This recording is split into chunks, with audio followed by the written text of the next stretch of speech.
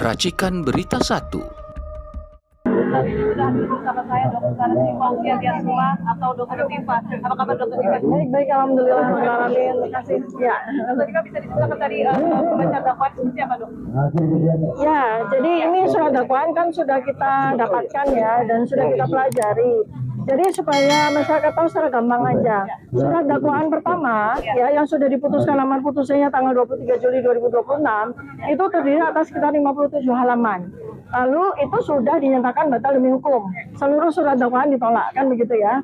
Nah dengan demikian sebetulnya secara faktual dan secara yuridis saya sudah bebas dari terdakwa maupun tersangka. Tapi kemudian terjadilah ya yang kita prapitkan. Lalu kemudian surat dakwaan yang kami terima ya pada hari ini itu anehnya itu hanya terdiri atas 47 halaman. Dan isinya itu tidak berbeda jauh ya dengan surat dakwaan yang pertama. Maka sudah bisa kita prediksi bahwa nanti pada sidang kedua di mana kami akan melakukan nota perlawanan persis seperti sidang yang pertama dulu, maka nota perlawanan kami akan diterima. Itu insya Allah ya prediksi kami di atas 90% ya. Nota perlawanan kami akan diterima. Tapi nanti keputusan itu baru akan diberikan kepada hakim setelah sidang pokok perkara ini selesai. Sekian tahun lagi gitu loh. Ya. Tadi kan tidak terlalu jauh berbeda, tapi kan apa ada perbedaan mungkin yang Dr. Tifa notice tadi? Yang berbeda itu 10 halaman dipangkas.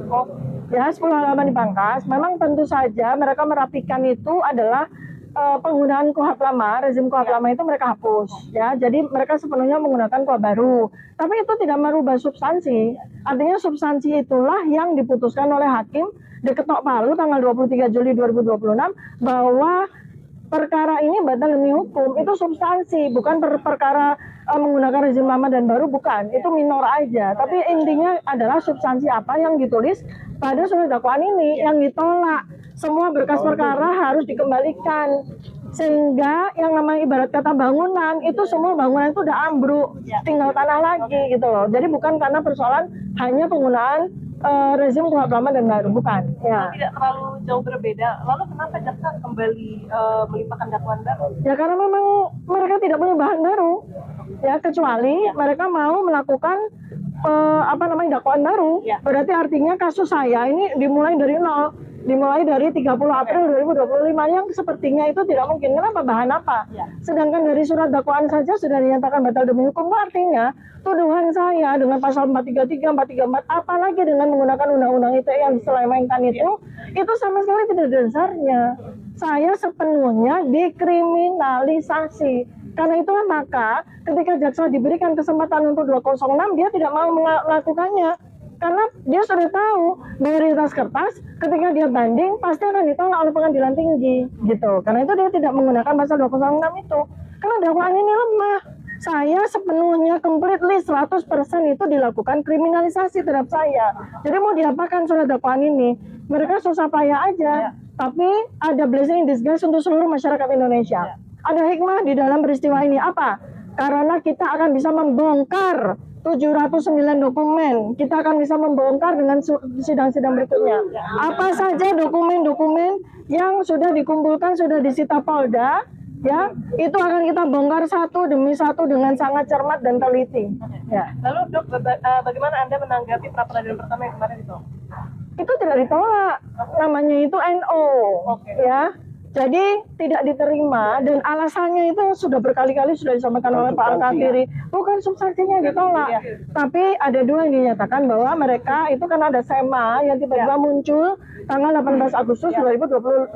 Sementara rapid kami itu mulai 12 Agustus 2026 dan keputusannya 21 Agustus 2026.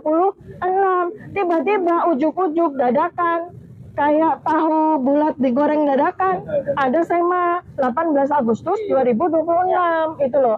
Dan anehnya surat edaran yang hierarki hukumnya itu jauh sekali di bawah KUHP digunakan sebagai keputusan rapid, itu aneh sekali. Jadi inilah aneh sekali ya. Tapi Dr. Tifa masih mengajukan pra peradilan kedua. Kami mengajukan rapid itu sudah jauh-jauh hari, jauh sebelum SEMA itu ada. Dan anehnya lagi, ini kan sebuah keanehan. Kalau memang SEMA itu mau diberlakukan secara konsisten, surat pra peradilan kami ditolak dong. Tapi nyatanya mereka menjadwalkan. mereka menjadwalkan besok itu kami surat pengajuan pra peradilan kami sudah dijadwalkan untuk sidang pra peradilan. Itu kan aneh sekali kan sebetulnya ya. Tapi ya sudah kita hadapi juga. Kalau misalnya nanti pra peradilan kedua ini ada kemungkinan tidak diterima, memang pasti tidak diterima karena SEMA itu kan menyatakan boleh aja kalian mengajukan pra peradilan, tapi hasilnya tidak diterima kan begitu. Jadi ini ada problem besar ya. Jadi ini adalah intervensi dari peristiwa pra peradilan yang terjadi pada Bang Roy Suryo kepada saya juga dan menjadi sebuah presiden, maka mereka menggunakan SEMA yang sangat tergesa-gesa.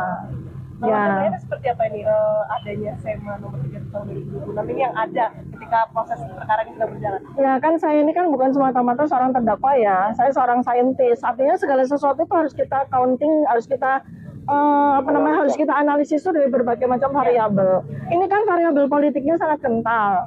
Terjadi sebuah adu kepentingan luar biasa pada kasus saya ini. Ya, pertama dari sisi pelapor sendiri nih Joko Widodo, ya, secara fakta, ya, secara logika, pasti dia tidak menginginkan sidang ini berlangsung. Pasti bukan dia yang menginginkan sidang ini berlangsung.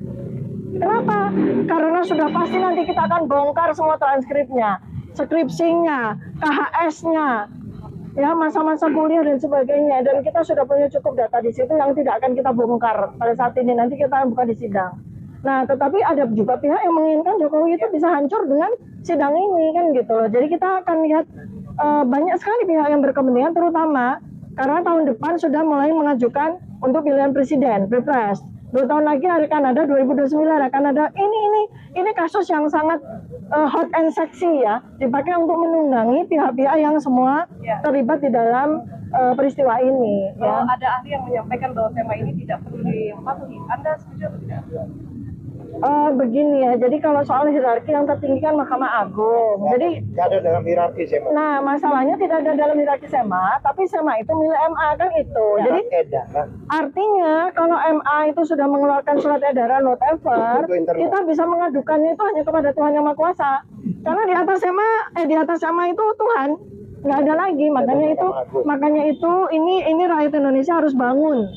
Harus cerdas bersama-sama dengan kita. Maka seperti saya sampaikan dulu ya, bahwa sidang hari Kamis di PN Jakarta Selatan jadikan kita kuliah bersama, kuliah hukum. Hadir semua sebanyak mungkin, kita sama-sama kuliah. Kita sama-sama cerdas bersama sehingga tidak ada lagi peristiwa kriminalisasi, tidak ada lagi peristiwa pengkadalan aspek-aspek hukum dan sebagainya, intervensi, ada sisipan dan sebagainya ya. Kita cerdas bersama. Karena rakyatlah pemilik kedaulatan tertinggi, jangan lupa itu.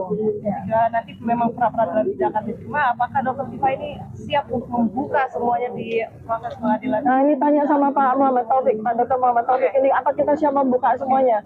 Soal segala macam. Silakan Pak di sini Pak. Jadi begini, tadi dari awal saya mengatakan jaksa ini ada yang janggal. Kenapa jaksa mengatakan itu kebanyakan dari kami memberikan BAP? Tidak. Sebelum lahir KUHP baru itu pasal 153 itu mensyaratkan BAP itu harus diberikan. Berarti BAP itu lengkap. Kalau dia bilang 1,5 meter ya 2,5 meter itu menjadi angka. Lalu yang kedua, ada putusan Mahkamah Konstitusi 2031 nomor 23 tahun 2025 mengatakan 1 hari setelah diperiksa wajib terima BAP. Nah, kenapa hari ini tidak? Kenapa ini penting? Karena ini bagian dari fair trial, bagian dari strategi pembelaan. Jadi kami nanti akan tunjukkan di depan persidangan kalau di dalam BAP yang kami terima tidak ada saksi saksi Y, yang notabene saksi jaksa itu pasti saksi yang charge ya, saksi yang memberatkan, pasti dengan sendirinya kami tolak. Jadi strategi ada hal yang mengejutkan, nanti jangan salahkan meskipun dia orang terkenal di masyarakat dan dia menjadi ahli, berpotensi untuk kami tolak dan tidak kami dengar keterangannya karena tidak ada di dalam dokumen acara pemeriksaan. Baik, saya akan kembali ke Dr. Tifa. Dok, oke, ini untuk nanti ke depannya jika Presiden Joko Widodo ini membuka seluruh dokumennya dan ternyata dinyatakan asli begitu. Apakah Anda siap menarik seluruh pernyataan? Nggak ada menarik ya. Kita ini evidence based ya, apalagi kita sudah dapat kesempatan 1,5 tahun ini ya, kita meneliti, kita mengumpulkan semua saksi, kita mengumpulkan semua bukti yang ada di lapangan dan sebagainya. Kami sangat siap untuk maju sidang pokok perkara ini walaupun 3 sampai 4 tahun. Justru yang mau saya katakan pada hari ini, sidang pertama pokok perkara saya, ya, Dr. Tifa melawan Joko Widodo, ya, Dr. Tifa hadir. Insya Allah dengan kesehatan diberikan Allah Subhanahu Wa Taala, saya bersama tim advokat akan hadir. Yang kita tunggu adalah kehadiran lawan saya, Pak Joko Widodo. Ya. Kita tunggu hadir. Kita tunggu beliau hadir pada kesempatan pertama, karena pada daftar saksi, ya, daftar saksi beliau ada nomor 1, Joko Widodo. Maka kita tunggu kehadiran beliau. Oke, boleh saya tunjukkan. Ini Paling atas. paling atas ini. Paling atas saksi pertama.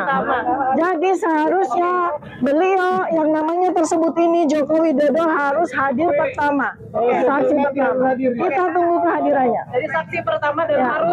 harus wajib begitu. Oke. wajib hadir. Oke, Ya. terima kasih banyak Dr. Tifa. Sama-sama. Ya. Ya. Baik, terima kasih. Nasibnya Joko Widodo seperti Nikita Mirzani. Nikita Mirzani diajukan oleh Dito Mahendra. Dito Mahendra nggak pernah datang, 2 kali dipanggil pengadilan, akhirnya berkas dikembalikan. Ya. Jadi terulang pada yang bernama Joko Widodo. Kita lawan.